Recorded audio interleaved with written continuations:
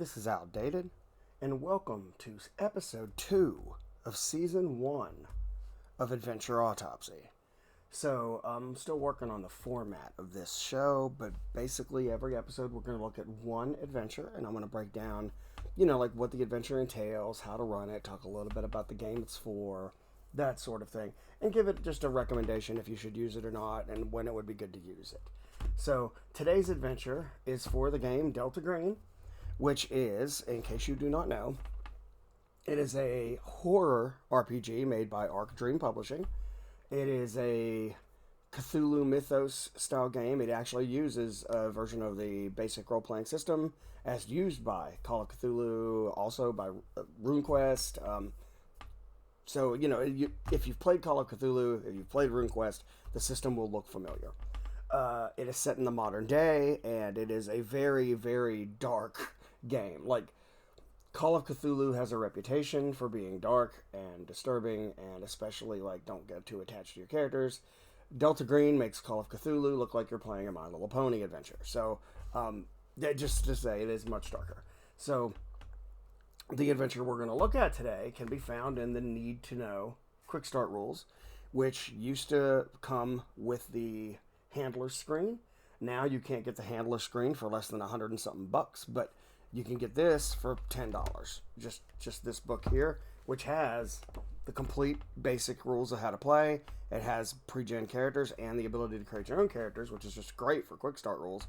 And for the purposes of this video, the adventure Last Things Last, which is what we're going to look at today. So let's go ahead and cut this baby open and take a look at what we've got. But before we do that, let's get a word from our newest sponsor. What? Seriously? Still no sponsor? Still no sponsor.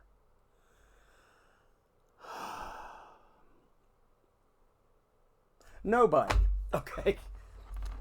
So, Last Things Last is a very short adventure. We're looking at about, 7 pages? 1, 2, 3, 4, 5, 6, 7. Yeah, we're looking at about 7 pages. And then an 8th page in the back with a couple of handouts. And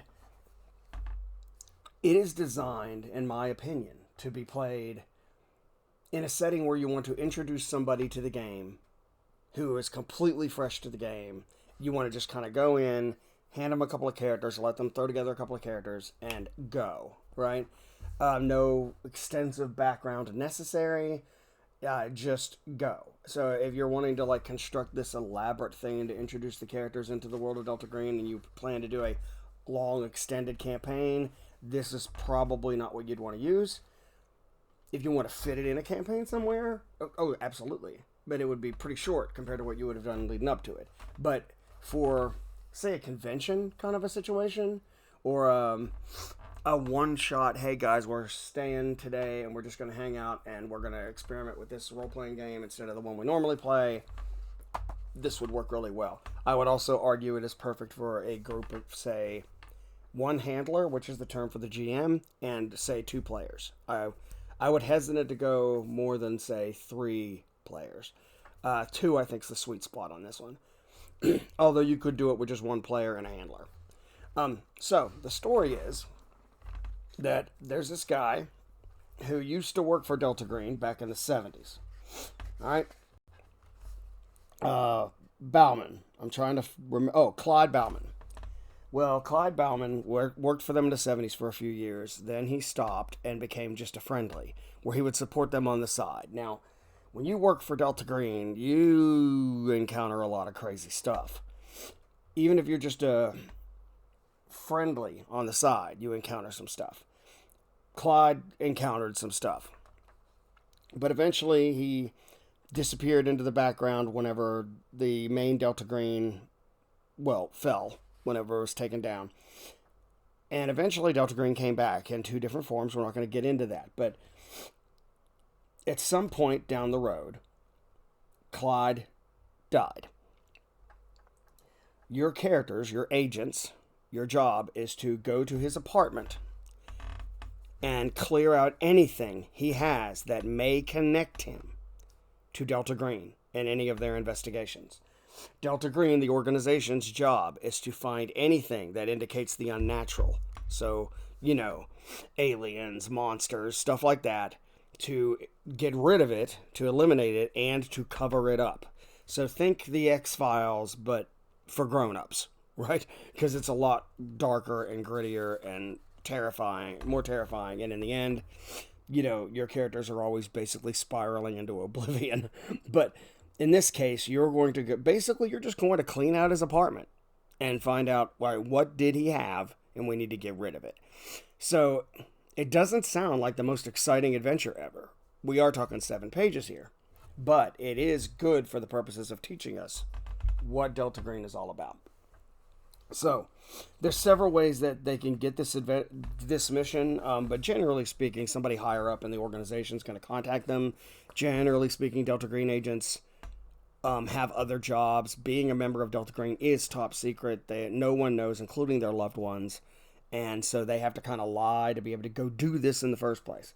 So they eventually are going to end up at Clyde Bauman's apartment. In the apartment, there's only a little bit that they're going to be able to find. So they're going to find some labeled keys hanging on a hook. These include keys to a cabin that Bauman apparently owns out in the middle of nowhere, right? And that's going to matter in a bit. They also will find various other bibs and bobs, nothing like major. So you're going to see pictures of his kids or his grandkids. The most important thing definitely being the key to the cabin. You'll see a towel rack has been broken. There's literally like a chair that he usually sat on, you could tell. There's a bunch of issues of Sports Illustrated and Reader's Digest on a well-worn couch. Old television with only basic cable. Lots of stuff like that. You discover he had a wife, Marlene. Apparently at some point Marlene had passed away. This was after his time with Delta Green.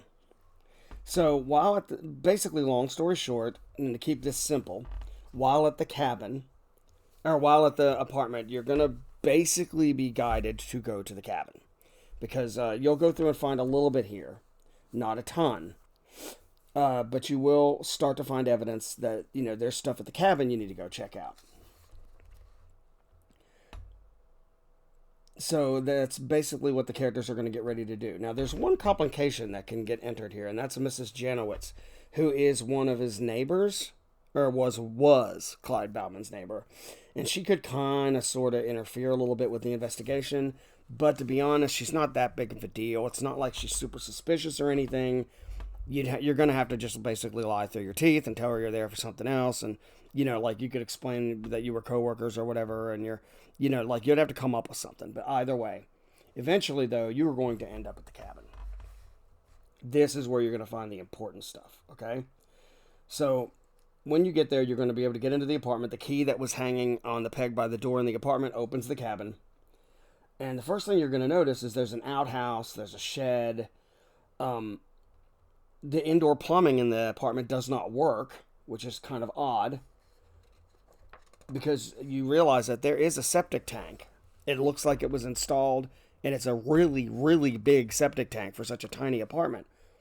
But the pipes from the toilets and the sinks do not go to that septic tank, which makes absolutely no sense. You'll find a footlocker, right? And in that footlocker, you'll find all kinds of stuff.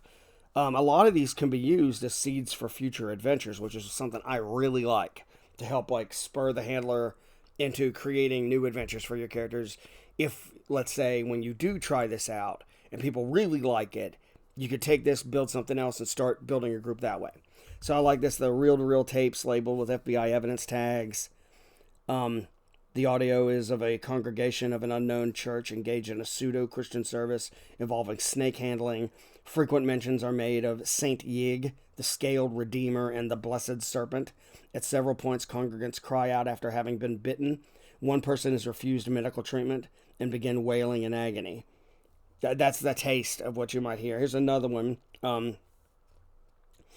Let's see. A large iron knife. Archaeology at 40% identifies it as an Anglo-Saxon manufacture. Strangely, it's engraved with Ogham markings which cannot be deciphered and appears to be gibberish. A human bone handle is relatively new. So the handle of the thing is made of human bone. That's creepy, right? I'm skipping most of these, but I am going to look at one more. There's a good one. A sizable file regarding the Ventaya Corporation, aka Venta meaning advantage, an Argentine import-export firm dating from 1965 to 1968. The file begins with an FBI investigation into allegations of weapon smuggling in Miami. The investigation ended without prosecution, but Delta Green surveillance of the company continued. Bauman uncovered financial ties between Ventaja and accounts mentioned on a World War II-era financial watch list called K Group. A raid on a Ventaja warehouse in San Juan, Puerto Rico resulted in the recovery of something called the Sheen formula.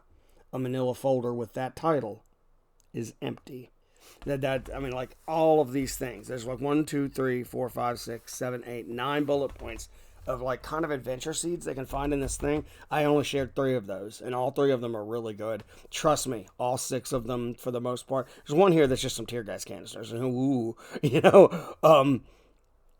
but there's a lot of cool stuff here that you can use to roll with, right? So as you investigate the cabin, you find some things that you're going to have to take. All of these things you're going to have to take. But the plumbing is the big, weird concern. So as they investigate, they're eventually going to have to go and figure out what's the deal with the plumbing. And you're going to discover inside that ridiculously large septic tank, there's something alive. And worse yet, it is Marlene, Clyde Bauman's wife. Oh, I'm sorry, dead wife. I'm sorry, not quite dead wife. Either way, what happened was Clyde, his wife died. Cancer, if I remember correctly. And he was so heartbroken that he used some of the things he had picked up from Delta Green to try to bring her back. We all know this ends well, right? And he brought her body back all right, but something else was inside it. It was able to speak to him in her voice, but it was not her, and he knew it. Basically, long story short, he was able to trap it inside the septic tank. He had cut the ladder from the inside of the big septic tank out, and once he got her dropped inside, he basically buried the thing in there, because the thing's it's not gonna die until the body wears out, and even then, it's just gonna find a new host. So he buries it there and leaves the cabin alone basically forever. He just keeps paying the bills to keep the thing locked up. So that's some creepy stuff. And whenever you get to the septic tank and start rummaging around, your agents are going to hear it. The thing inside the tank is going to hear your agents, and it's going to start calling for help in Marlene's voice. Now, your characters may fall for it until you see it. And I think this image here pretty much describes it pretty well, where because of prolonged submersion, we're talking years here, its skin is slouching off and stuff like this, especially, in the lower extremities. And it is just absolutely disgusting, but it is asking to get out, to be let out. But your characters know, well, you would hope. Let's just say that if your characters fall for it and you let it out, it's going to kill you. More than likely. It can pretty easily, if you are not suspecting, take out 2 agents very, very quickly and be on its way. If, on the other hand, you are suspicious, if, on the other hand, you think, hey, there's something going on here and I don't trust this thing, and you prepare for it, you have a chance to beat it, right? There are several options you have. One example, and I would argue the one that the adventure kind of gears you to, is in the shed there are a bunch of gas cans. I mean a lot, full of gas. Clyde initially intended to use that gas to burn her to death, to destroy the body and hopefully the thing inside. But he could never do it because it is the body of his wife, because it is the voice of his wife. He could not bring himself to do it. The thing is, if your agents do, you're still, at least somewhat, burning a human being. And it will hurt your character's sanity. But I guess that's better than hurting your character's life by getting your head cut off or whatever. So, basically, you're going to interact with this thing. And once you know what it is, it's going to promise you all these things, all these secrets, and all these, hey, I'll tell you this, I'll tell you that. I'll answer all these questions for you, whatever. If you do keep it alive to get information, 75% of what it says is going to be garbage. And what it does say is going to be like stuff that isn't super important, but it might be something new. It does, I think, give you, if you keep it alive, you are able to get a little bit of points in the unnatural. Talking to it for an hour or two adds +1 percentile to each agent's unnatural skill at a sand cost of 1 sand. Keeping it in prison somewhere for ongoing conversations can be a home pursuit between missions, a version of studying the unnatural. This grants +1d10 percentile to unnatural at a cost of 1 sand per skill point gain. So you could literally make this thing into a project, keeping it prisoner in order to get information out of it. So you can get information out of it, but you're going to slowly lose your sanity while you do it as well. But the unnatural skill is a big deal, just like the Cthulhu Mythos skill in Call of Cthulhu is a big deal. But it does the same thing. The more you know about it, the less sane you are. So something to consider. And I love the fact that this adventure, even though it is so short, is so open-ended in that regard. You have a lot of options. In the end, if you are going to try to destroy it,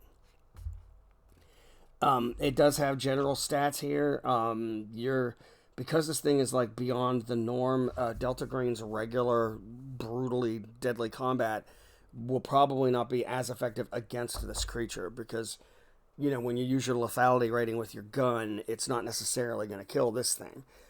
You're going to probably need to, use those flaming, you're going to need to use the gas cans. And when you do, it's going to cost you some sanity. But when you defeat it, you're going to gain sanity. So that's basically the adventure right there. That's the whole thing. So why is this? I mean, it's just a little thing. You show up to a place, you go to another place, you find one monster, creepy backstory monster, sure, and you fight it. What makes this adventure a great Delta Green adventure? Well, simple. It shows you what happens to people who work for Delta Green. Clyde Bauman was a loyal Delta Green man. Even whenever he left, he still worked for them for many, many years, until the organization ceased to exist for a while. The thing about Delta Green is, you always put the mission first, because if you don't, you become the mission. Bauman eventually became the mission because he died, sad and alone. He had lost his wife. He had lost any reason he had to live. He had made horrible decisions in trying to hold on to something he could no longer have. And it lets your characters, your agents know something like this is probably going to happen to us. One day, agents like us will come to our house and clean up our mess. And we need to be very careful what kind of mess we leave behind. So in that regard, it does give that feel, the tone, and the mood of Delta Green is very well captured in this adventure. Last things last. So, do I recommend this adventure? Yes. Do I recommend it if you are a new handler to Delta Green? Absolutely yes. New players? Absolutely yes. My only caveat would be, as I said earlier, if you already know, yes, I want to do a Delta Green, I want to do something long term. Yes, my players want to play this game and they want to play it long term. And especially if they've done this in the past and you just want to start a new campaign or something, I would not do this. I would do something else, and I can show you that later this season when we hit a few more Delta Green adventures. But for now, this is a fantastic starting adventure, and Arc Dream Publishing, I mean, nails it. And if you want to experiment with this thing, you can get it for $10 on Amazon, or honestly almost anywhere. I just know it's usually $9.99 everywhere. It's no cheaper on Amazon than anywhere else if you really want it. You can also get it on DriveThruRPG if you want to just get the PDF. I think it's free, right? So you could literally just download the PDF and run it right off of a tablet or whatever. So if that's your bag, go for it, right? I mean, because it is a quick start rules, but it is also literally the majority of the game rules, and including how sanity works, character creation, even though it is gives you less options than the full game for sure. Pre-built characters, it gives you so much. But just talking about the adventure, yes, run it. So I hope you enjoyed this episode. If so, please hit that like button, subscribe to the channel if you can, hit that notification bell. Anything you could do to help the channel would be great. Adventure Autopsy this season is going to be 20 episodes long, I've decided. I'm doing multiple games throughout, and so we started with Call of Cthulhu, with Edge of Darkness. We just did Delta Green. In our next episode, we are going to look at Cyberpunk Red, and an adventure that came in the Jumpstart kit, The Apartment. But until then, this has been Outdated. Peace.